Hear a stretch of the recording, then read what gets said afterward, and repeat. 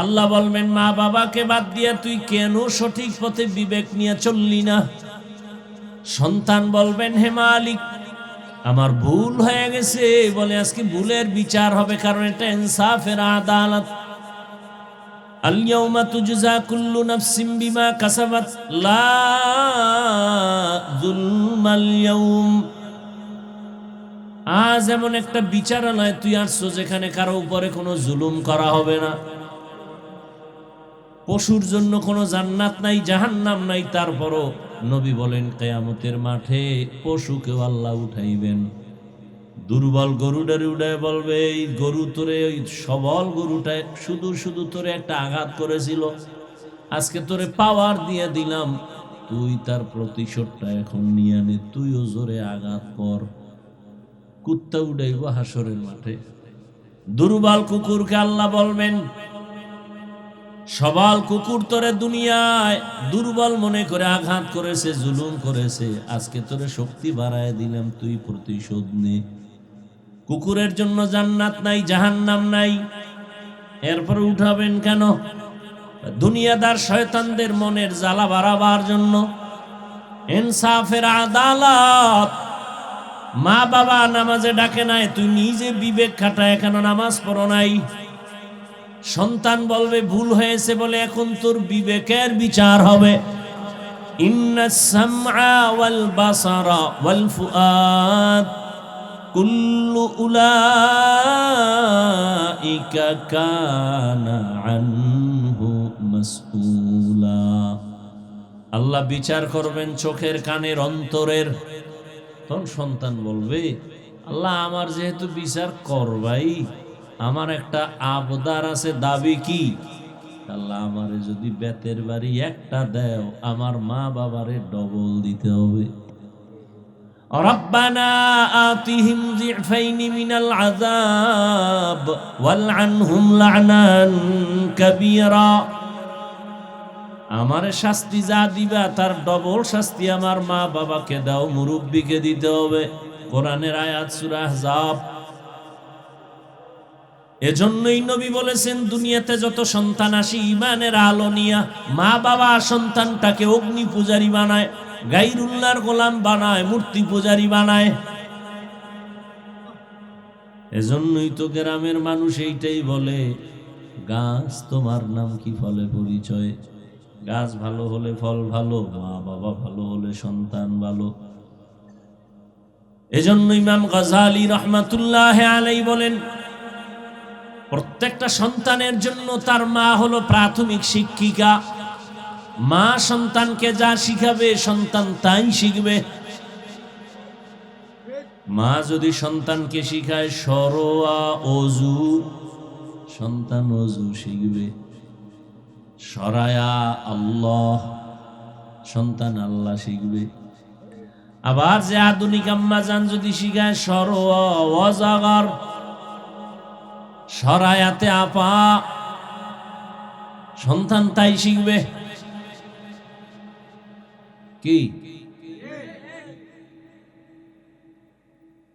এজন্য মা বাবার কারণে সন্তান ভালো খারাপ হয়, মা বাবার কারণে সন্তান ভালো, সন্তান খারাপ। নবীজি বলেন, এই যে ঘরের মধ্যে বাচ্চা আছে না, কান্না করে না, বাচ্চা কাঁদাটা কি আশ্চর্য কিছু?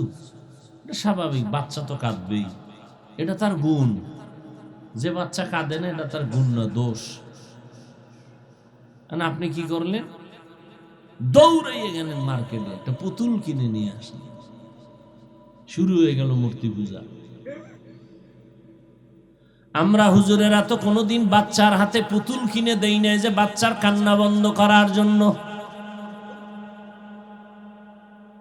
আর আপনি কেমন মা, কেমন বাবা, সন্তানটার সামনে পুতুল কিনে দিলেন। ওয়াজে আইছে, দেখাইতে হইব না ওয়াজে আইছি, কেমনে আইছি, কি করবো। ওটা বেলুন গিলছে, ওটা লয়ে যাবো বাড়ি, কান্দে ঝুলে মোনাজাতের পরে। জিগে ওয়াজে কি পাইছো? যে মোনাজাতে বেলুন কবুল হয়ে গেছে। এত বড় বেলাজা, বেহায়া। ১,৫০০ বছর আগের জন্য রসুল বলে গেছেন, যার ইমান লজ্জা নাই তার ইমান নাই। লা ইমান আলিমান লা হায়া আলা। মানুষের লজ্জা শরম চলে গেছে। আমরা এখনো মুরব্বী ওস্তাদ যারা, এদের সামনে ঘড়ি হাতে দেই না। আমি শুধু বয়ানের টাইম ছাড়া কখনো ঘড়ি পড়ি না, তাও ডান হাতে পড়ছি। দেখেন, এটা সুন্নত না, মুস্তাহাব না, কোনো সওয়াবই নেই। ঘড়ি জন্মই হয়েছে বাদশাহ হারুন রশিদের যুগে। এর আগে এই সিস্টেম ঘড়ি ছিল না। আর আপনারা ঘড়ি দিয়ে এরপরে আতা ইদ্দুর উড়ে রাখেন, সবাই যেন দেখে, তাও বাম হাতে।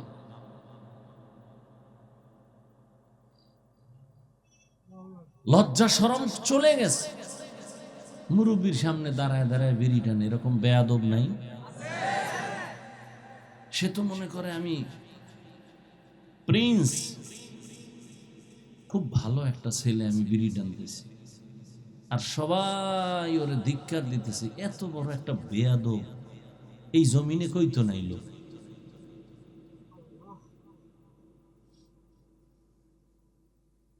এজন্য লজ্জা বড় দামি এক সম্পদ। আর পৃথিবীর বেঈমানরা তো চায় ইসলামটাকে নিমেষেই মিটায় দিবে। লজ্জা শরম সব ওরা চায় যেন মাও ল্যাংটা থাক, বাবাও ল্যাংটা থাক, মাইয়া ভোলাও সব এক জায়গায় ল্যাংটা থাকবে, অর্ধুলঙ্গ হয়ে চলবে। Free, don't mind, free mind. পুরা ঘরে সব বেশ্যা হয়ে যাবে, সব মাইয়াও বউ যা আছে সব হাফ প্যান্ট, শর্ট প্যান্ট, বাস। অর্থাৎ নফসে যেরকম শয়তান অসওয়াসা দিবে এরকম চলবো, এটা ডোন্ট মাইন্ড। এখানে কোনো পর্দা টর্দা কিসের পর্দা? অথচ রহমতের কলিজার টুকরা সাহাবী আবু বকর সিদ্দিক রাদিয়াল্লাহু তাআলা আনহু,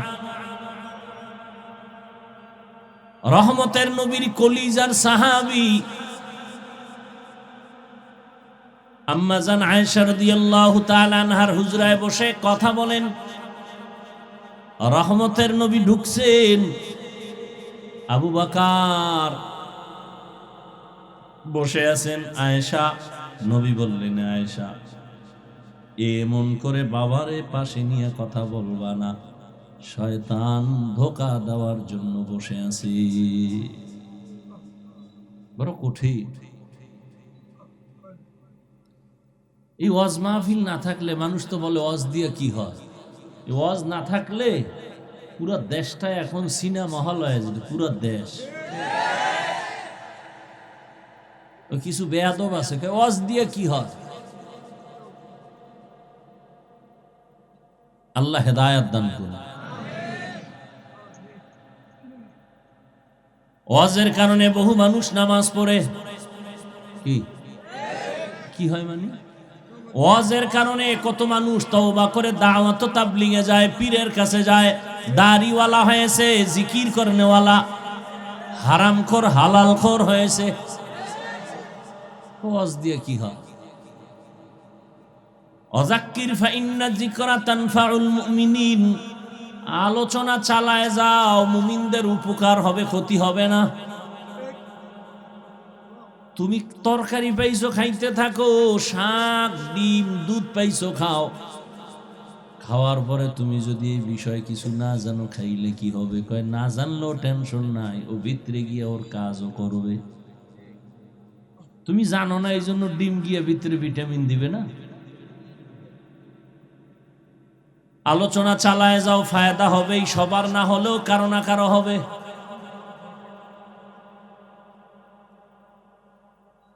তো দুনিয়া নামক গ্রহটার মূল্য আল্লাহর কাছে নাই। আল্লাহ ইমানের টাকা দিয়ে পাঠাইছেন, আমলের বাজার করো। দুনিয়া নামক জায়গায় গিয়ে আমলের বাজার করো। আল্লাহ যখন ইমানের টাকা দিয়ে পাঠাইছেন, কিছু দুনিয়াদারেরা দুনিয়াতে আইসা দেখে রং বেরঙের রংমহল, এত সুন্দর গুলশান বাড়ি দ্বারা, এগুলো দেখতে দেখতে দেখতে দেখতে এতটা মজা পাইয়া গেছে, আখেরাত যে আছে এটা তার মনেই নাই। ওই ছেলের মতো, মনে আছে না? ওই যে বাজার করতে গিয়ে খেলায় মগ্ন হয়ে গেছে। ওর বাবায় যে ওরে টাকা দিয়া পাঠাইছে বাজার করতে, মনেই নাই। আল্লাহ যে আমার ইমানের টাকা দিয়া পাঠাইছে আমলের বাজার করার জন্য, আমার মনেই নাই। দুনিয়ার পেছনে পড়ে এখন দুনিয়া দুনিয়া দুনিয়া, নামাজেও দাঁড়াইলে দুনিয়া, ঘুমের ঘরেও দুনিয়া, পাগলের মতো দুনিয়ার পেছনে ঘুরে, কিছু কপাল পরা দুনিয়ার পিছে ঘুরতে ঘুরতে ঘুরতে ঘুরতে এমন এক অবস্থা, ইমানের টাকাও হারায় ফেলছে। হিন্দুদের পাড়ায় গিয়া সন্তেষ খায় আর কয় তোমরা ভগবান বলো, আমরা আল্লাহ বলি, সব এক হয়ে গেছে। ধর্ম যার যার, উৎসব সবার বলে, স্লোগান দিয়া ইমানের ঘরে আগুন লাগায় দিছে। এটারে মানতে পারে, আমি যদি কই তাহলে ওটা যদি মানো এটাও মানো, বিয়া যার যার, বউ সবার, কি ঠিক? বিবাহ যার যার, বউ সবার, এটা যদি মানতে না পারো, ধর্ম যার যার, উৎসব সবার, এই বেঈমানি আর কুফরি স্লোগান কেন সমর্থন করো? ও আখেরাতের বাজার করবে, আখেরাত আছে বলে খেয়াল নাই, মনেই নাই। দুনিয়া দুনিয়া করতে করতে একদল তো ঈমানও হারায় ফেলেছে। আল্লাহ বলেন কার পেছনে দৌড়াও? এই আমার কলিজার যুবক, কার পেছনে ঘুরিয়া কি পাওয়ার আশায় নামাজ ছেড়ে দিয়েছো বলো? কি পাওয়ার আশায় কার পেছনে ঘুরিয়া আখেরাত ভুলেছো? তবে লিখে রাখো, তুমি যার পেছনে সারা দিন রাত্র দৌড়াইয়া ঘুমাইতেও পারো না, খাইতেও পারো না, লেখা রাখ, এই সোনার গায়ের মুসলমান, যার পিছে ঘুরো এ চান্দাবাজ আর ধান্দাবাজ, স্বার্থপর। ভালো করে লিখে রাখবা, এই চান্দাবাজ আর ধান্দাবাজ কত তোমার স্বার্থপর বন্ধু জানোনি? স্বার্থে যদি আঘাত লাগে দল থেকে নাম কাটবে না, লেখা রাখো, কল্লা পর্যন্ত কেটে দিবে। এলো সোনার বাংলার রাজনীতি, চান্দাবাজি আর ধান্দাবাজি রাজনীতি। এই তোমারে মারার জন্য শত্রু লাগবে না, কিন্তু তোমার বন্ধুই রেডি। ভাগে কম পড়লি বলবে অরে মাইনাস কর। আমি বানায় বলতেছি, আকাম চলে না সোনার বাংলায়। এর নাম চান্দাবাজি আর ধান্দাবাজি রাজনীতি। এরাই আবার মুসলমানকে ডিভাইডেড করার জন্য বলে হুজুর ওয়াজ করেন, ধর্মের ওয়াজ করেন, রাজনীতির ওয়াজ করবেন না। এই কথাটাও বেঈমানি কথা। বলেন এই কথাটাও কি বেঈমানি কথা? ধর্ম আর রাজনীতি আলাদা নয়, ইসলামের রাজনীতি আর কোরআন ধর্ম এক। নামাজ আর ইসলাম আলাদা, ঠিক আল্লাহর আইনের রাজনীতি আর ইসলাম। সুলাইমান নবী গোটা দুনিয়া চালাইছেন, কোরআনে আছে। ইউসুফ নবী মিশরের অর্থমন্ত্রী ছিলেন, কোরআনে আছে। কেন বলেন রাজনীতি নাই? হ্যাঁ, আপনার চান্দাবাজি ধান্দাবাজি ইসলামে নাই। ইসলামে কি আছে? মালিক যেই প্লেটে খাবে গোলাম হে একই প্লেটে খাবে। ইসলামী রাজনীতিতে কি আছে? কর্মচারী কাজ করবে, ঘাম ঝরার আগে বেতন দিয়ে দাও। আর চান্দাবাজি ধান্দাবাজির মধ্যে কি আছে? কাম কইরা মইরা যাবি, এরপরে আন্দোলন করবি বেতনের জন্য, উল্টা পুলিশের ফিডা খাবি, এরপরে যদি অর্ধেক পাও।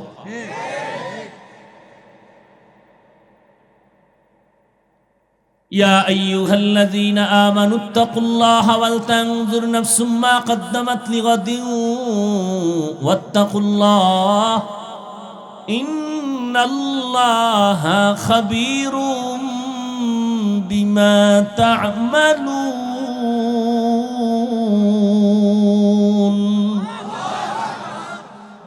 আখিরাতের বাজার কি করছো হিসাব মিলাও, সময় কম।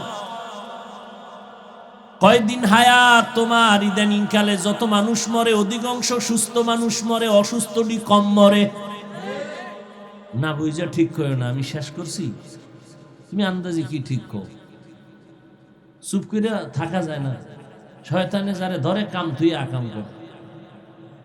তুমি চুপচাপ কথা শুনলে সমস্যাটা কি? আমি কোরআন হাদিস অনুযায়ী বলতেছি, কোনটা ঠিক বেঠিক ওলামায়ে কেরাম বলতে পারবে, হ্যাঁ এটা ঠিক ওটা বেঠিক। তুমি কি ভুগদা বয়ে বয়ে ঠিক ঠিক, তোমার আর কাম নাই? এই চাকরি দিছে কে তোমার?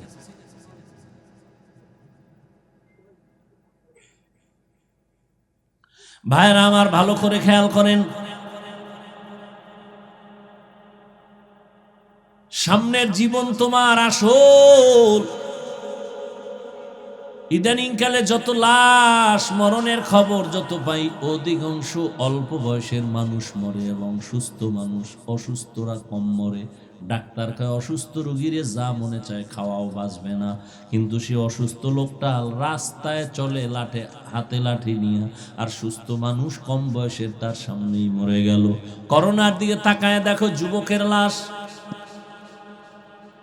ছাত্র জনতার আন্দোলনে তাকাও যুবকদের লাশ, ঘুমের বিছানায় তাকায় দেখো যুবকের লাশ, পানির মধ্যে গাড়ির তলে তাকায় দেখো যুবকের লাশ।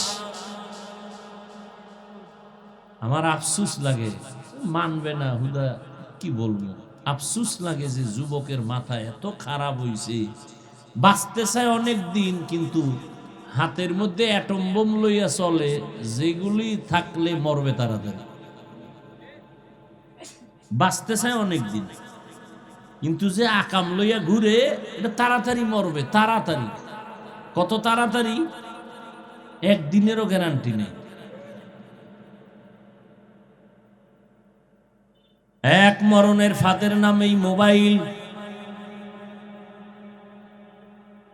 মোবাইলটা হাতের মধ্যে নিয়ে চলে যুবক, নিজেরে কত বাহাদুর মনে করো, কিন্তু এই মোবাইলের দিকে তাকাইয়া থাকিয়া সারাটা রাত তুমি গুনায় কাটাইছো। এই মোবাইলের গুনাহ দেখতে দেখতে দেখতে দেখতে চেহারা নষ্ট। মোবাইলের কারণে তোমার কিডনি নষ্ট, হার্ট দুর্বল, ব্রেন দুর্বল, লেখাপড়া দুর্বল, চরিত্র দুর্বল। সারাটা রাত দরওয়াজা জানালা বন্ধ করে মোবাইলের দিকে তাকাইয়া শুধু জেনা জেনা চলে, চোখের জেনা, হাতের জেনা, কানের জেনা, অন্তরের জেনা। কেমন যেন মনে হয় আপনাদের ঘরের মধ্যে পুরা রুমে রুমে জেনা চলে। এক ঘরে ছেলে ঘুমাইছে, ও মোবাইলে জেনা করে, আর এক রুমে মাইয়া ঘুমায়, ও মোবাইলে জেনা চলে। কানের জেনা, চোখের জেনা, কবিরা গুনাহ দেখে। মনে হয় এই পরিমাণ গুনাহ তো হতেই আছে, এটা তো পরকালের ফিডা। কিন্তু নগদ কি ক্ষতি হইতেছে জানেননি? চেহারা নষ্ট, কানের পার্স নষ্ট, চোখের পাওয়ার নষ্ট, হার্ট দুর্বল, ব্রেন দুর্বল, কিডনি দুর্বল। মানুষের জীবনের সুস্থতার জন্য আল্লাহ একটা ঔষধ দিছেন, ফ্রি ঔষধ, মহা ঔষধ। সারা দুনিয়ার ডাক্তারেরা আল্লাহর জাতের কসম কেন খায়? মানুষ বিশ্বাস মজবুত হওয়ার জন্য। আল্লাহর জাতের কসম, কসমের কথা বিশ্বাস যদি না করো তোমার ঈমান শেষ। আল্লাহর জাতের কসম, সারা দুনিয়ার, শুধু বাংলাদেশ না, সারা দুনিয়ার চিকিৎসা বিজ্ঞানীরা বইয়াও এই ঘাটতি কোনোদিন পূরণের ভিটামিন দিতে পারবে না, যেই ভিটামিন আমার আল্লাহ ফ্রি ভাবে দিছে শরীর সুস্থতার জন্য। ওই ভিটামিন হলো ফ্রি ঔষধ সুস্থতার জন্য, রাতের ঘুম। পৃথিবীর কোন ডাক্তার এই ঘুমের বিপরীত কোন ঔষধ দিতে পারবে যে তুমি না ঘুমাইলেও সুস্থ থাকবা? পৃথিবীর কোন ডাক্তার।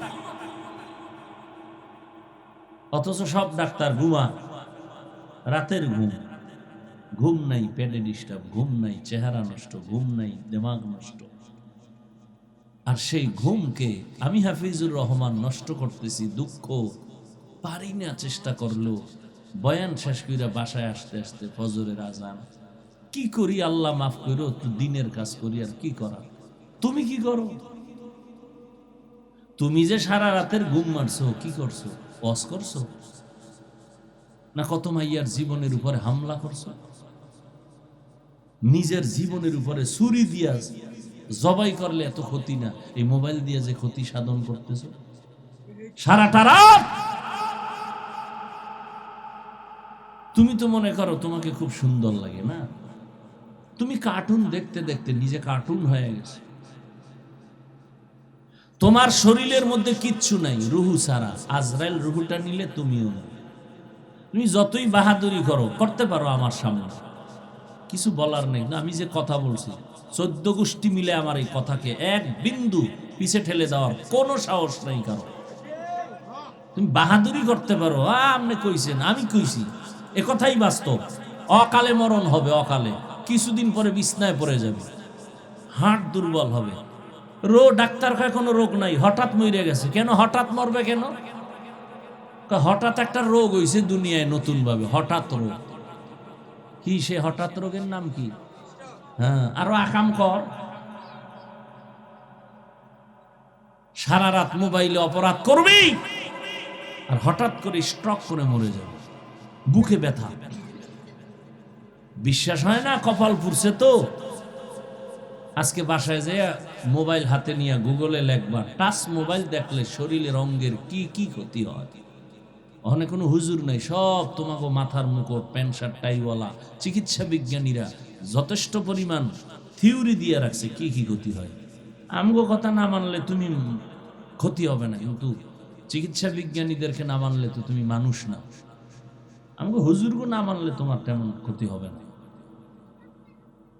আর আমরা এজন্য আফসোসও করি না। এই জন্য বললাম যে বাঁচতে চাও অনেকদিন, কিন্তু যে আকাম শুরু করছো তাড়াতাড়ি মরার আকাম। আর এক মরণ ফাঁদ হাতে লয়ে লইছে, বাপের টাকা আছে রাখার জায়গা নাই, বাইক।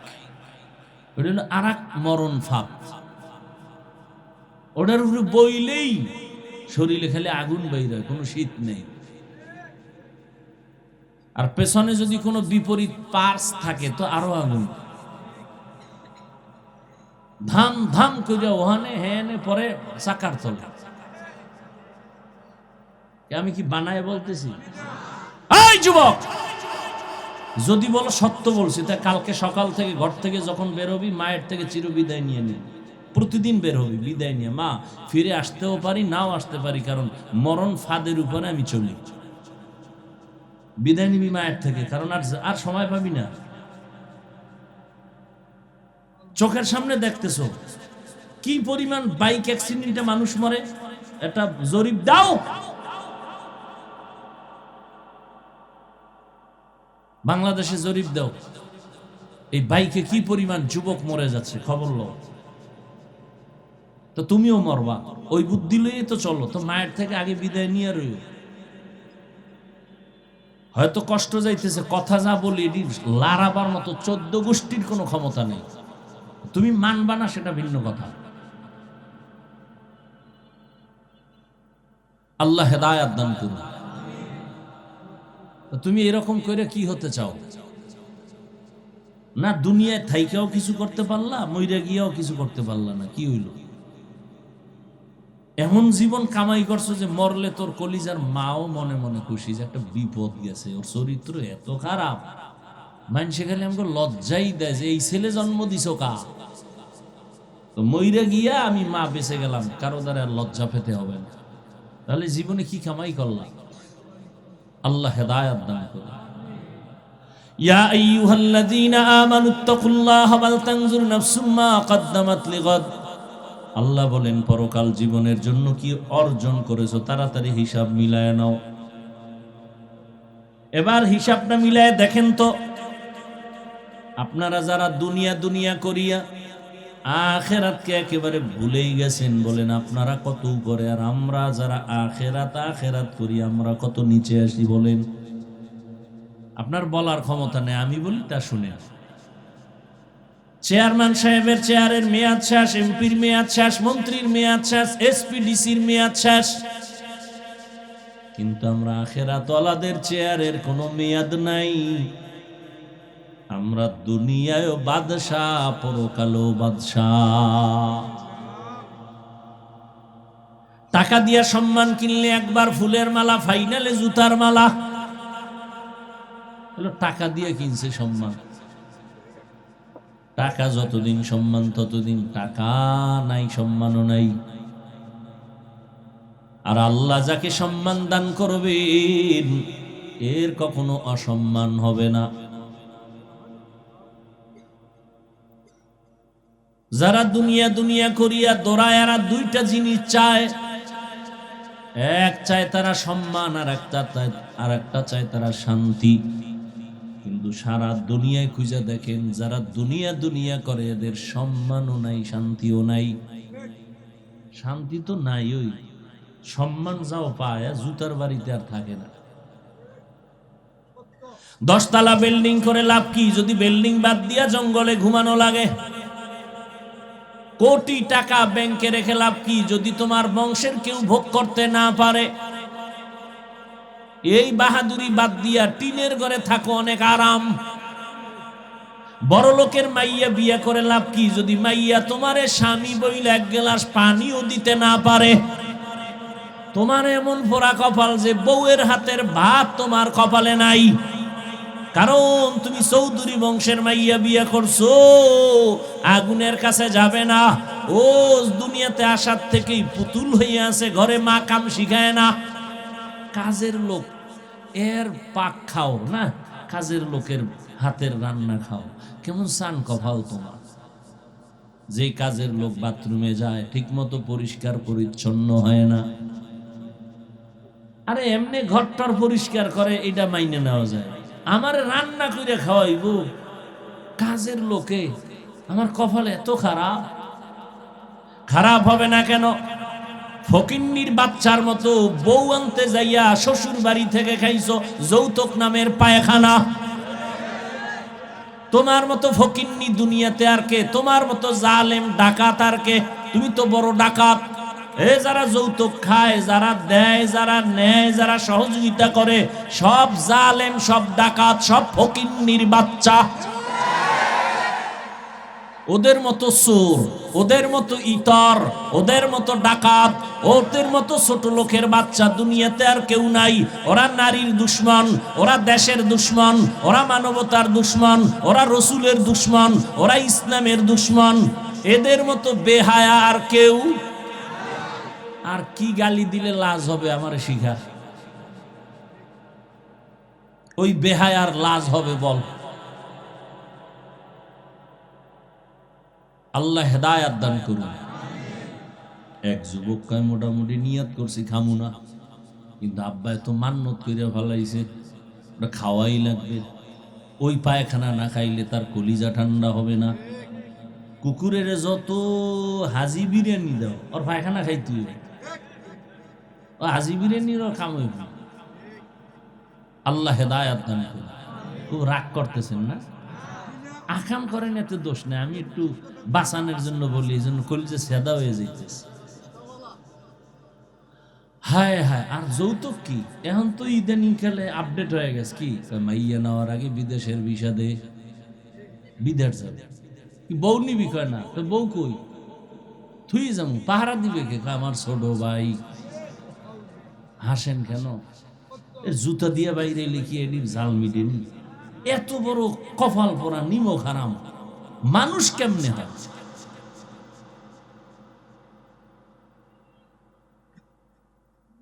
কি ওয়াজ করুন?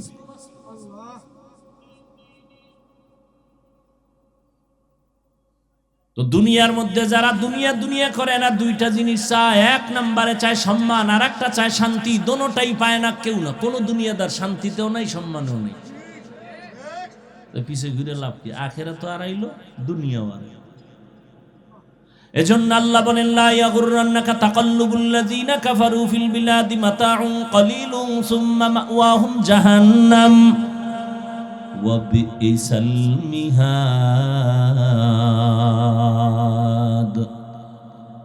এরে আমার কলিজার যুবক বাবারা, বৃদ্ধ বাবাজিরা, পর্দার আড়ালের মা বোনেরা, আমি যে আপনাদের এত কঠিন কঠিন কথা বলছি, কিন্তু আমি এই কথা বলবো না যে আপনারা আজকে থেকে তওবা করে হুজুর হইয়া তসবিহ হাতে নেন, আমার মতো 5 কল্লি লাগান। আমি কওমি মাদ্রাসায় পড়ালেখা করেছি, আপনারাও স্কুল তালা লাগায় কওমিতে যান। আমি তাবলিগের সন্তান, আপনারাও তাবলিগে যান। আমি পীরের মুরিদ, আপনারাও পীরের কাছে যান। বলি নাই, বলবো না, বলবো না, ভয় নাই, কোনো ভয় নেই। কি বলবো 5 মিনিটে শুনে নাও।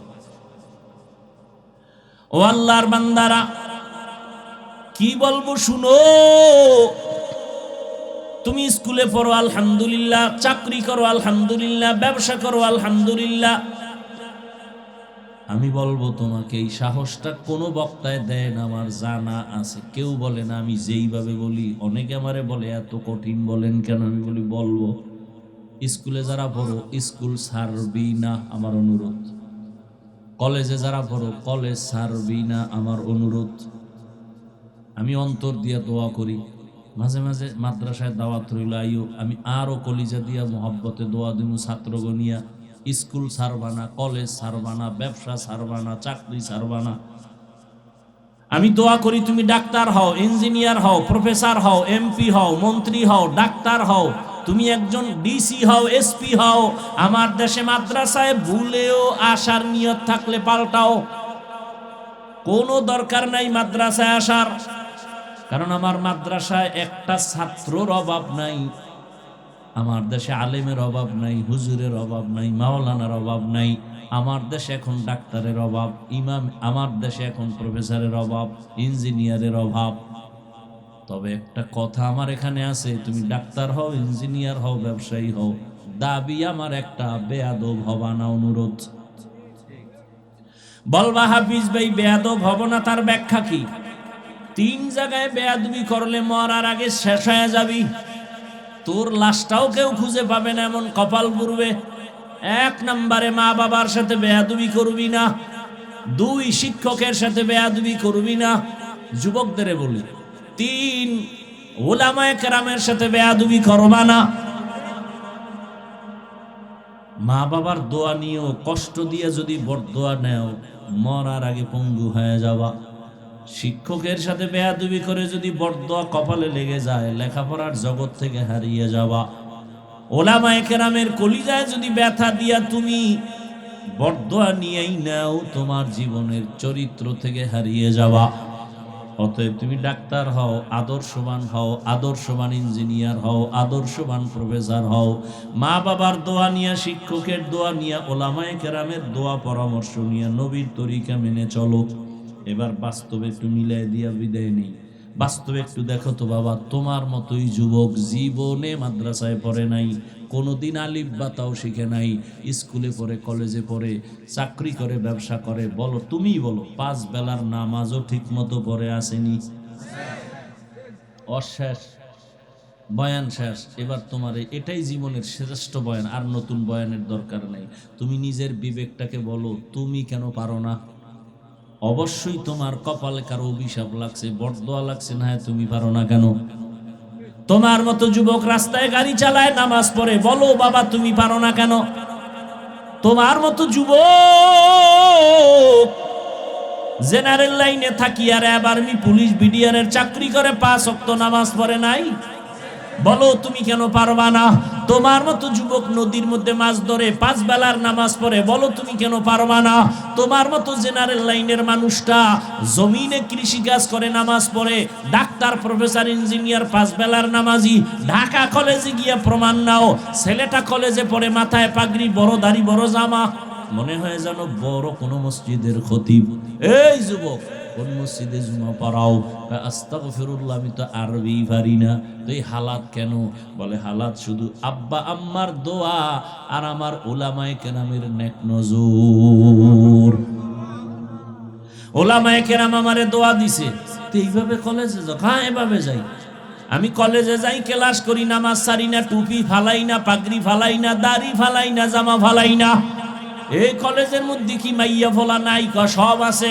তোরে মাঝে মাঝে আড্ডায় ডাকে না? কয় ডাকে। শিক্ষকেরা দোয়া করে আমি ভালো, শিক্ষিকারাও দোয়া করে ছেলেটা ভদ্র। আর যখন আমারে বন্ধুরা ডাকে আড্ডা দিতে, আল্লাহর কুদরত ওই মাইয়ারা আমার পক্ষে দাঁড়ায়, কয় ও আল্লাহর পথে আছে, ওরে ডিস্টার্ব করিস না, ওরে ওর পথে ছাইরা দে। আমার আর টেনশন আছে, আমি জান্নাতে আছি দুনিয়ায় থেকেই। এতক্ষণ আলোচনায় কি বুঝলা? হুজুর হওয়া ছাড়া কি জান্নাত নাই? জেনারেল লাইনে থাইকে কি জান্নাত পাওয়া যাবে না? বাস, আর কি ওয়াজ করবো বলো তো? তোমার মতো যুবক র্যাব, আর্মি, পুলিশ, বিডিআর এর চাকরি করে, নামাজি, দাড়িওয়ালা, তুমি পারো না কেন? অবশ্যই তোমার কপাল খারাপ, তোমার কপালে কারো অভিশাপ লাগছে। অনুরোধ করে বলছি রে বাবা, এখন থেকে তৈরি হয়ে যাও, মা বাবার দোয়া নাও। পর্দার আড়ালের আম্মা জানদেরকেও বলবো, আপনাদের সন্তানদের যা শুনাইলাম, আপনারা দোয়া না করলে, চেষ্টা না করলে এগুলো বাস্তবায়ন। কারণ এই দুনিয়ায় যত সন্তান ভালো হয়েছে মায়ের কারণে, বাবার কারণে, মায়ের দোয়া আর চেষ্টার কারণে। ওসি সাহেবের ব্যবহার ভালো মায়ের কারণে, ডিসি সাহেবের ব্যবহার ভালো, খোঁজ নিয়ে দেখবেন তার মা ভালো। এরে আম্মা জানে কারণেই তো আপনাদের অনেক সম্মান। আপনারা নবীদের মায়ের মতো, সাহাবায়ে কেরামের মায়ের মতো, হাফেজে কোরআনের মায়ের মতো। আপনারা তো আম্মা জান আয়েশা রাদিয়াল্লাহু আনহার মতো দামি নারী, আপনারা তো খাদিজা রাদিয়াল্লাহু আনহার মতো নারী, আপনারা তো ফাতেমা রাদিয়াল্লাহু আনহার মতো দামি নারী। আপনার ছেলেটাকে এখন ডাক্তার বানাবেন, তবে দাবি বেয়াদব বানাবেন না। আপনার সন্তানের ব্যবহারে কোনোদিন মা বাবা, শিক্ষক, ওলামায়ে কেরাম, মুরব্বীরা যেন কষ্ট না পায়। কষ্ট পেলেই অটোমেটিক বরদোয়া চলে আসবে। রাস্তায় বহু পাগল দেখি, শিক্ষিত পাগল, ইংলিশে কথা কয়, লঙ্গির অর্ধেক নাই। কি এমন কেন? ও কি আলাদা কোনো কোচিং করে ইংলিশ শেখার জন্যই পাগল?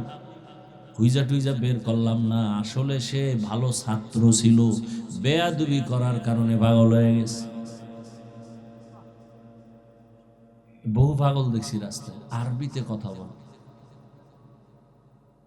ভালো ছাত্র ছিল, বেয়াদবি করছে, পাগল হয়ে গেছে। বরদোয়া হাতুড়ে করা লাগে না, কষ্ট আসছে, একটা নিঃশ্বাস বের হয়েছে, আহ শেষ, তুই শেষ। এই যত ভেজাল দেখো বাংলাদেশে, সব আলেমদের বরদোয়া। আলেমরা বরদোয়া করে না, কোনো আলেম করে না, কিন্তু নিঃশ্বাস যে বের হয় অনিচ্ছায়, আহ এটা আগুন। এটা তোর কপালে পড়লে তোর মাইয়া শেষ, বউ শেষ, তুই শেষ, বাড়ি শেষ, দুনিয়া শেষ, ক্ষমতা শেষ। এটা একটা আগুন। মাইয়ার কিডনি নষ্ট হবে কেন? শিশু বাচ্চা ও মরবে কেন? এই জন্য অনুরোধ করলাম, তুমি যা হও বেয়াদব হও। আল্লাহ আমাকেও মাফ করেন, আপনাদেরও মাফ করেন।